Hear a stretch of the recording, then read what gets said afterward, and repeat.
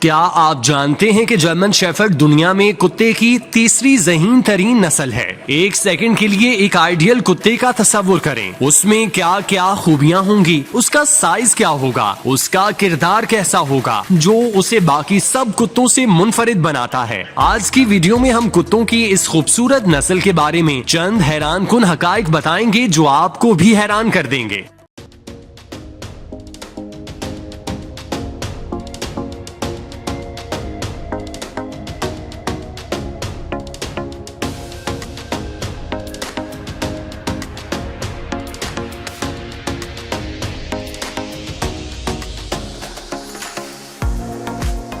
German shepherd بھیڑیوں جیسی شکل رکھتے ہیں، جس کی وجہ سے یہ اخذ کیا جاتا ہے کہ شاید یہ کتوں کی کوئی قدیم نسل ہے، مگر ایسا ہرگز نہیں ہے، کیونکہ جرمن شیفرڈ نسل 19ویں صدی کے آخر میں سامنے آئی۔ سرکاری طور پر جرمن شیفرڈ کے نام سے رجسٹر ہونے والے کتے کی نسل کو ہورینڈ وون گرینفریتھ کہا جاتا تھا۔ اس کو ایک ڈاگ شو میں میکس وون سٹیفنیٹس نامی شخص نے دیکھا تھا، جس نے فوراً ہی اس کتے کی دم میں موجود کمیونیکیشن کی صلاحیت کو پہچانا۔ اس سے پہلے جرمن شیفرڈ کی پہچان ایک خدمت کرنے والے کتے کے طور پر کی جاتی تھی۔ جرمن شیفرڈ کو ایک خاص وجہ سے پالا گیا تھا۔ میکس وون اتفاق سے ہورینڈ وون گرینفریتھ کے سامنے نہیں آئے تھے، وہ ایک اعلیٰ کتے کی تلاش کر رہے تھے تاکہ وہ ایک معیاری جرمن کتے کی نسل قائم کر سکیں۔ ان کو ایک ایسے کتے کی خواہش تھی جو انتہائی ذہین ہو لیکن ناقابل یقین حد تک مفید بھی ہو۔ جب میکس نے ہورینڈ جرمن شیفرڈ کو خریدا تو اس نے پہلا جرمن شیفرڈ ڈاگ کلب قائم کیا، جس کا مقصد اس کی انٹیلیجنس صلاحیتوں سے فائدہ اٹھانا تھا۔ جس کے بعد جرمن شیفرڈ کا کردار تیزی سے بدل گیا اور اب میکس نے تیزی سے اپنے ہدف تلاش کیے۔ اس کے بعد جرمن شیفرڈ عوام کی آنکھوں کا تارا بن گئے اور اس کی افادیت اور ذہانت کے چرچے ہر سو ہونے لگے۔ اب میکس نے آئیڈیل کتوں کو جرمن حکومت، فوج اور ہر ایک ایسے شخص کو فروخت کیا جو اس کی ہر خوبی کے دل دادا تھے۔ ادھر جرمن شیفرڈ نے بھی تیزی سے خود کو ثابت کرنا شروع کیا اور خود کو ہر طرح کے مشن اور کام کے لیے ڈھال دیا۔ پہلی جنگ عظیم میں جرمن شیفرڈ کو بہت سے کاموں کے لیے استعمال کیا گیا۔ جرمن فوج اس پہلی تنظیم میں سے ایک تھی جس نے حقیقی معنوں میں جرمن شیفرڈ کو خدمت گزار کتے کے طور پر اس کی حقیقی افادیت سے فائدہ اٹھایا۔ ان غیر معمولی کتوں کو مختلف کرداروں میں استعمال کیا گیا۔ یہ کتے حفاظت، پیغام رسانی، دشمن پر حملہ کرنے اور یہاں تک کہ ابتدائی طبی امداد میں بھی پیش رہے۔ جرمن شیفرڈ کو جنگی ہیروز کے طور پر ایک اعزاز سے نوازا گیا۔ پہلی جنگ عظیم کے دوران اس خوفناک جرمن شیفرڈ نے چند زخمی فوجیوں کی جان بچاتے ہوئے انہیں اگلے مورچوں سے واپس لائے۔ اسے 1917 میں اپنے ملک کے لیے خدمت سر انجام دینے کے لیے ویسٹ منسٹر میں اعزاز سے نوازا گیا۔ ان کتوں کو پہلی جنگ عظیم کے بعد نام تبدیل کرنے کی ضرورت تھی۔ حیرت کی بات یہ ہے کہ پہلی اور دوسری جنگ عظیم کے بعد کافی عرصے تک لوگ کسی بھی چیز کے بارے میں اتنے زیادہ خواہش مند نہیں تھے جس میں لفظ جرمن آتا تھا۔ کتے کی تیسری ذہین ترین نسل جرمن شیفرڈ امریکہ میں کتوں کی دوسری مقبول ترین نسل ہے۔ امریکی پہلی جنگ عظیم تک جرمن شیفرڈ اور اس کی خوبیوں سے ناواقف تھے اور اس کی وجہ اس کی نئی نسل ہونا تھا۔ یورپ میں پہلی بار امریکن فوجیوں نے اس کو پہلی بار ایکشن میں دیکھا اور تعریف کیے بغیر نہ رہ سکے۔ جرمن شیفرڈ دنیا کے پہلے خدمت کرنے والے کتے ہیں۔ نہ صرف وہ دنیا کی ذہین ترین کتوں کی نسلوں میں سے ایک ہیں بلکہ وہ ناقابل یقین حد تک مؤثر ترین ہیں۔